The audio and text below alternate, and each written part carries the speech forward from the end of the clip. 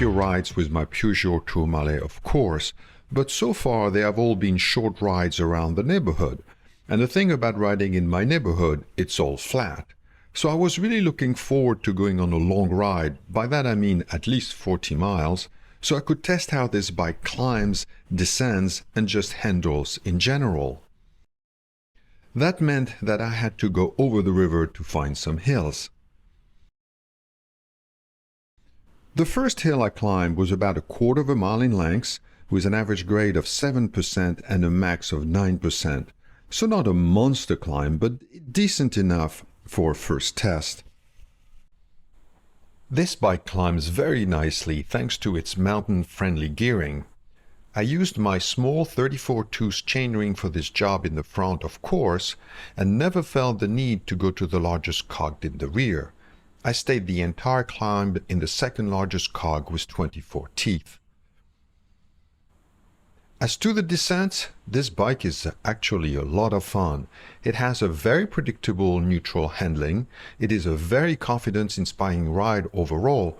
It never does anything unexpected and carves the turn at high speed very nicely. The only thing that held me back in the descent is not the handling, but the brakes. They are not bad, they are not great either, just decent. You definitely need to anticipate and look far ahead, which is pretty typical of vintage bike anyway. I was still hoping that the 1986 bike would have better brakes though. The second climb was a bit more challenging than the first. About the same length, but with a steeper average of 9% and a max of 11%. Yet again, I stayed in the second largest cogs and never even bothered to try the largest 34-tooth cog. So go ahead, Eroica, you can throw any climb at me you want, I am ready. This bike is a mountain goat. Happy with the results of my climbing and descending test, I decided to head back over the river to do some tempo on the flat roads along the ocean front. But right after crossing the bridge over the inlet, I was greeted by a thick fog, which was the result, I learned later, of the difference in temperature between the cold ocean and the unexpected warm weather of that day. It was a beautiful and clear and sunny day with temperature in the mid-70s, but all along the beaches and only along the ocean front, you had a thick fog. As soon as you went back inland just 200 yards, the fog immediately disappeared. You can't see it, but the ocean is just on the left of the road. I had never seen anything like it before. But let's go back and focus on the ride.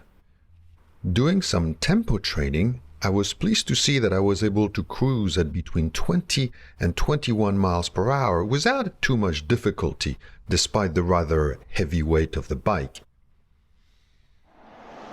Okay, time to take a little break at my favorite red stop, the French market. Yes!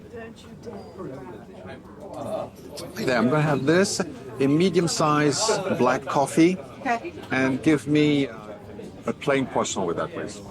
Give me a coffee and a croissant, and I am good to go. Well, time to head back home, guys, so let's recap what I learned on this ride. This is a very pleasant bike to ride over long distance. It is comfortable, it does nothing great but everything well. It is a good cruiser, a good climber, and a good descender.